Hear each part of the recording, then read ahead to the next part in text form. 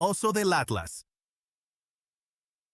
Algunos animales antiguos vivieron más cerca de la civilización humana de lo que imaginamos, y el primero nos lleva directamente a las arenas más sangrientas de la Tierra. El oso del Atlas fue la única especie de oso nativa de África, más pequeño que un oso pardo, pero mucho más irritable, en gran parte porque su rutina diaria eventualmente incluía ser capturado por los romanos.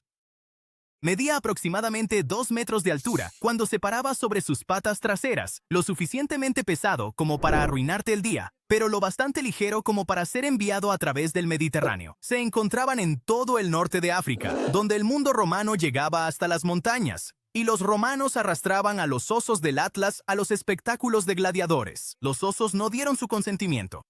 Ser arrojado a una arena no era una elección de carrera, y como eran más pequeños que los osos pardos europeos, los romanos los trataban como osos de iniciación. Las multitudes veían entretenimiento.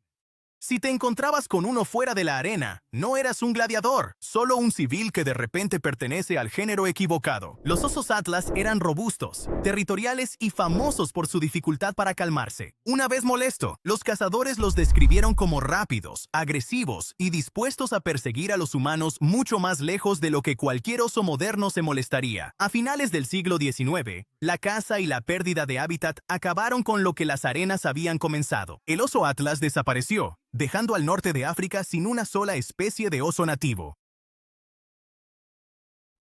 Uro. A continuación viene un animal que técnicamente todavía existe en nuestros campos hoy en día, pero solo porque convertimos a sus descendientes en mascotas. La versión original no era compatible con mascotas. El uro fue el antepasado salvaje del ganado moderno. Enorme, musculoso e impredecible. Un toro adulto medía hasta 1,8 metros de altura hasta los hombros, pesaba hasta 1000 kilos y tenía cuernos de casi 1 metro de largo. Las vacas modernas parecen haber sido diseñadas en modo fácil. Los uros estaban configurados en modo pesadilla, vistos en las primeras culturas agrícolas desde el Nilo hasta el cercano Oriente. Cazar un uro era básicamente un ritual con una esquela incorporada. Las vacas modernas dicen, mu. Los uros decían, acércate y reconsidera tus decisiones de vida. Los gladiadores entrenaban con espadas. Los uros entrenaban con la confianza de un animal que pesaba la mitad de un coche. Sus cuernos no solo eran largos, se inclinaban hacia adelante con una geometría perfecta para convertir cazadores en estadísticas. Rara vez la gente se enfrentaba a un uro en solitario, a menos que tuvieran prisa por convertirse en una historia que otros contarían. Las culturas antiguas los sacrificaban, los pintaban, los adoraban y finalmente los domesticaron. A los uros no les gustó la actualización. Tomó miles de años antes de que el ganado se ablandara lo suficiente como para ser manejable, sin perder a la mitad del pueblo. En 1627, el último murió en Polonia.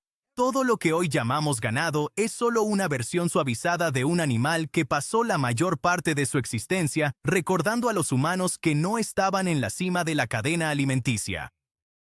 León sirio.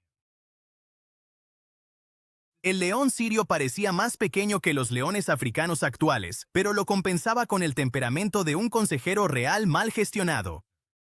Medía alrededor de 1 metro de altura a la cruz y tenía una melena corta, lo que le daba una silueta esbelta y de «ya me caes mal».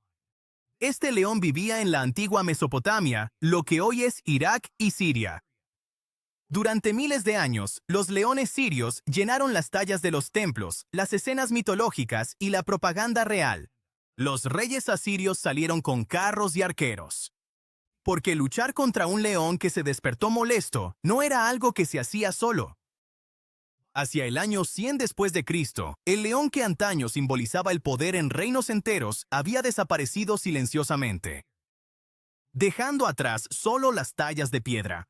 Y más adelante en este vídeo, conocerás al león que hizo que incluso este pareciera no estar calificado. Mamut. La mayoría de la gente imagina a los mamuts como criaturas de la edad de hielo, pero algunos sobrevivieron mucho más tiempo de lo esperado. La última población vivió en la isla Wrangel hasta alrededor de 1650 a.C. lo que significa que los mamuts todavía caminaban mientras el antiguo Egipto ya estaba construyendo dinastías. El mundo avanzaba. El mamut simplemente no llegó al siguiente capítulo. Un mamut lanudo podía llegar a medir hasta 3,5 metros de altura hasta los hombros y pesar entre 4 y 6 toneladas. Sus colmillos curvados podían alcanzar hasta 4 metros de ancho, aproximadamente el tamaño de un coche pequeño, y justo la medida adecuada para decirles a los depredadores, hoy no. Las culturas de la Edad de Bronce comerciaban con colmillos de mamut como bienes de lujo. El marfil de mamut viajó a través de continentes mucho después de que los animales desaparecieran del continente. Los humanos usaban huesos de mamut para refugios, herramientas y estructuras ceremoniales. Los cazadores los perseguían en grupos organizados porque cazar varias toneladas de animal requería trabajo en equipo y al menos una persona que pudiera correr más rápido que los demás. A pesar de su tamaño, los mamuts eran sociales e inteligentes. Navegaban climas extremos, largas migraciones y depredadores mucho más peligrosos que los humanos. León de las cavernas.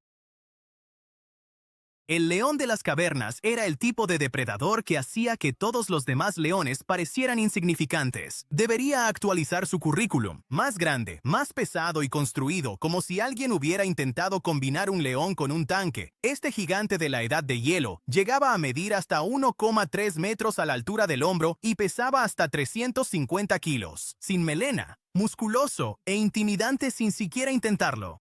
Distribuido por toda Europa, desde Francia hasta las llanuras euroasiáticas, los primeros humanos pintaron leones de las cavernas en las paredes porque dibujarlos era más seguro que encontrárselos. No eran garabatos decorativos.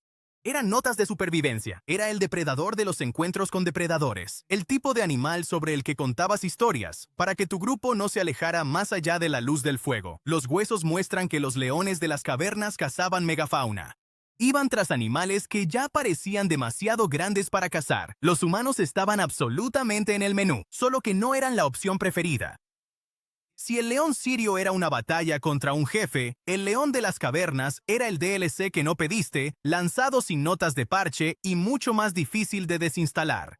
Hacia el 2000 a.C., los cambios climáticos y la disminución de presas empujaron al león de las cavernas a la extinción. Pero las pinturas rupestres, dispersas por toda Europa, aún siguen ahí. Etiquetas de advertencia prehistóricas talladas en piedra. Elefante del norte de África. El elefante del norte de África no era el gigante que imaginas de los documentales. Era más pequeño, medía entre 2,3 y 2,7 metros de altura en el hombro y pesaba entre 2 y 4 toneladas. Lo que le faltaba en tamaño lo compensaba con actitud. Los escritores antiguos lo describían como rápido, fogoso y extremadamente poco cooperativo. Terrible mascota. Excelente máquina de guerra. Originarios del norte de África y de los reinos nubios al sur de Egipto, estos elefantes fueron utilizados por Cartago y Numidia, los primeros estados que convirtieron la fauna en armas. El ejército de Aníbal los hizo cruzar los Alpes, en una hazaña famosa. A los elefantes no les gustó nada el itinerario. Estos animales lucharon en batallas por todo el norte de África y el sur de Europa, pero su número disminuyó rápidamente. La caza excesiva, la captura para la guerra y la reducción de su hábitat los empujaron hacia la extinción.